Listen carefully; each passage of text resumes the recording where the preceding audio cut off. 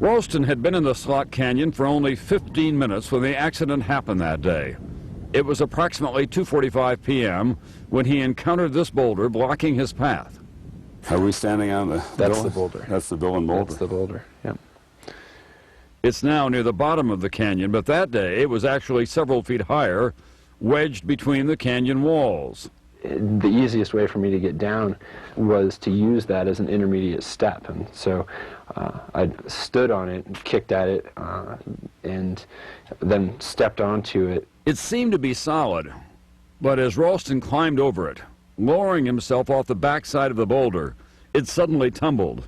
I was hanging from the boulder, from the top of it, where the last good handholds were, and that was when it shifted. So I dropped down here,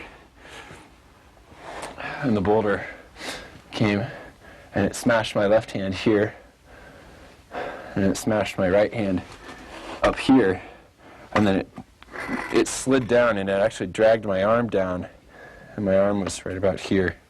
Do you remember all what you were thinking when it was sliding down the side of the wall? It was coming at me. I mean, I was trying to get out of the way.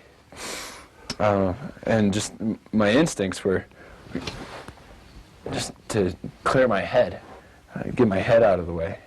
It didn't even occur to me that my hands could get trapped. And it happened fast. No more than a few seconds.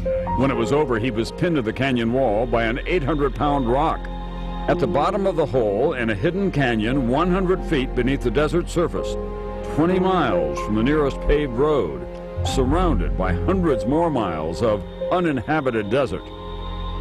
That's when Aron Ralston realized that he had violated one of the most basic rules of the outdoors. Always make sure someone knows where you are. But in a lapse from his normal routine, Aron had not told a soul. He wasn't expected back at work for days. No one would miss him. And when they did, they wouldn't know where to begin to look. He was completely alone.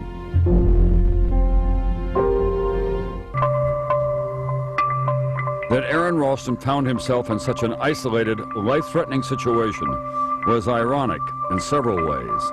Over the last few years, he'd mounted one daring expedition after the next and attained elite status in the climbing world. He'd faced real danger and cheated death on more than one occasion.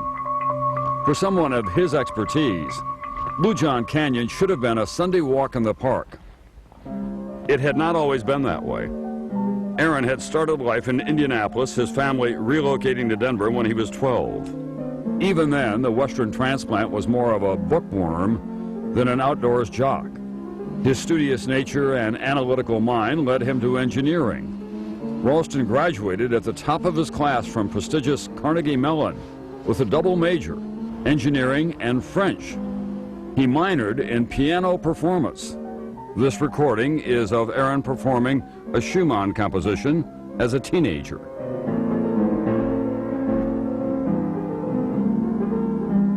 After graduation, Aron landed a lucrative job with tech giant Intel. His career seemed secure, but something was missing. That something turned out to be the outdoors. Woo-hoo! As he moved throughout the West for Intel, Aron developed a passion for outdoor adventure, hiking and climbing and skiing. His home video camera always in hand.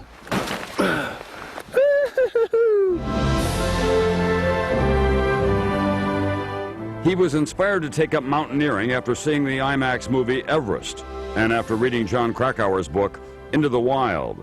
It was a story about how this young man from the East Coast left college, got rid of all his possessions, lived out of his vehicle for a few years, traveled the United States, and it became kind of I guess, this prize in the sky that someday I would have a truck, that I could live out of my truck, that I could go and do whatever I wanted and travel when I wanted to and not be tied down by an occupation or a career.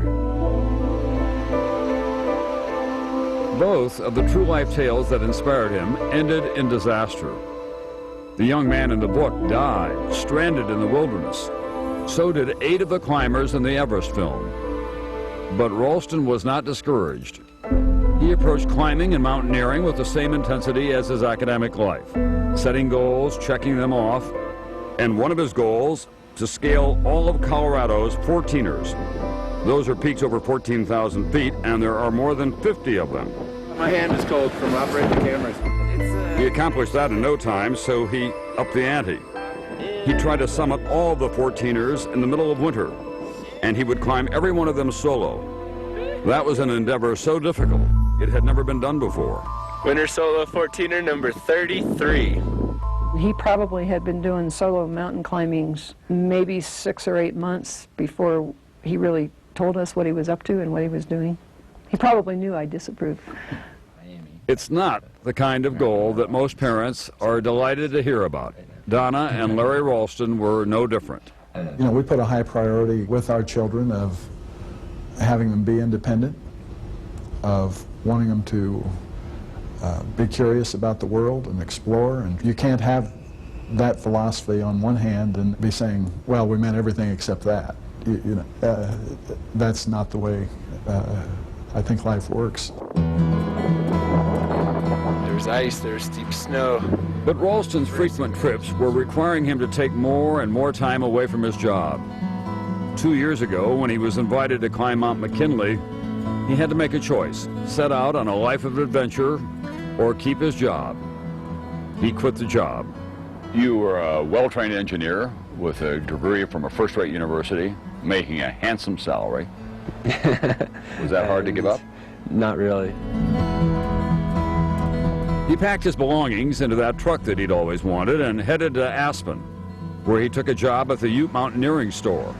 His financial security was gone now, but his new job allowed him to work with others who shared his love for outdoor adventure. And his ambitious drive to climb all of Colorado's 14ers solo in the winter continued. Just the fact that no one else has ever done it before, it just proves how difficult it is. Brian After was Aron's manager at the Aspen store. If you break your leg, you don't have anyone who can go get help, don't have anyone who can help you back. It's just you. Ralston admits that he's had more than a few close calls in his life. Hey, Aaron. None more so than the one that came 2 months before the Canyon accident. Ralston was skiing with friends in the backcountry of the Rocky Mountains, despite a warning of high avalanche danger. As usual, he had his video camera in hand. And then all of a sudden it was like being hit by a bus. Just boom, we knocked over, tumbling through the snow. It was a Class 5 avalanche. That's as big as it gets. I was buried up to my neck with only my right hand sticking out of the snow. It brought us closer to death than I'd ever been, and certainly was something that very easily could have killed us. Well, there are those who say your decision to ski into that bowl when the avalanche conditions were so severe was Aron the cowboy. Yeah, the kind of the lone star, yeah, loose cannon. I've heard it. Suffice to say, it was a big one. It was just the kind of disaster that Donna Ralston had worried about. That was a very close call. It was. We didn't find out about that until almost 2 months later. So that was kept quiet and under cover. He didn't want Mom to know, obviously. I would have been shaking in my shoes and probably shaking him. Did you sit down and have a talk with him? I actually went to Aspen and sort of lectured him about being too risky. For people who are watching this and just don't get it, how do you describe that intersection between risk and the rush that comes with doing something well and testing yourself? I think there's a different intersection for all of us. I'm out there primarily to feel the experience, whatever it is. For me, it's more an exercise in judgment and decision making that I try to practice. Were you looking for any kind of an intersection when you set off for Utah that day? No, that was a vacation. I was looking to get away from it a little bit. It was like going to the beach for me. But on what he thought would be one of his least dangerous trips, Ralston would make what he says was the biggest mistake of his life.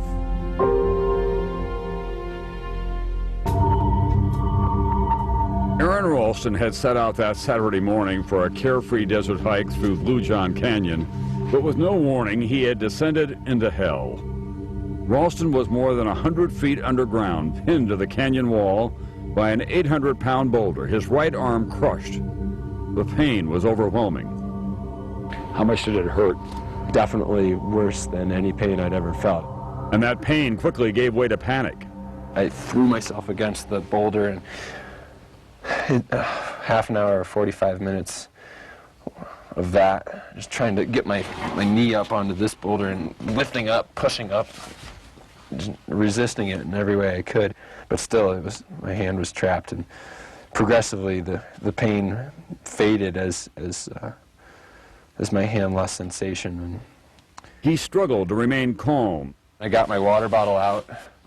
I drank about a third of my water bottle right off, just from the exertion. I was sweating from trying to heave against the boulder. It was clear he couldn't move the boulder, but using his pocket knife, maybe he could chip away enough of it to free his arm. I wanted to first off to figure out how solid was the rock, how strong was my knife in trying to chip at it, and so it was just an experiment at first. I got my knife out. You have that knife? I do have that knife.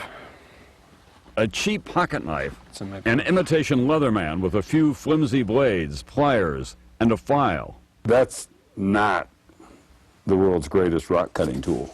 No, I just held it like this and chip, chip, chip, chip, chip, tap, tap, tap, tap, tap, like that. He chipped and tapped for the rest of the afternoon, to no avail. And as the sun fell lower in the sky, the realization set in that it would soon be dark. He'd be here overnight, or longer. You have to do an inventory at some point. You don't have a lot with you. I didn't have a lot with me to begin with, and I knew what I had in my backpack, but I had my water out. I had about 22 ounces of water.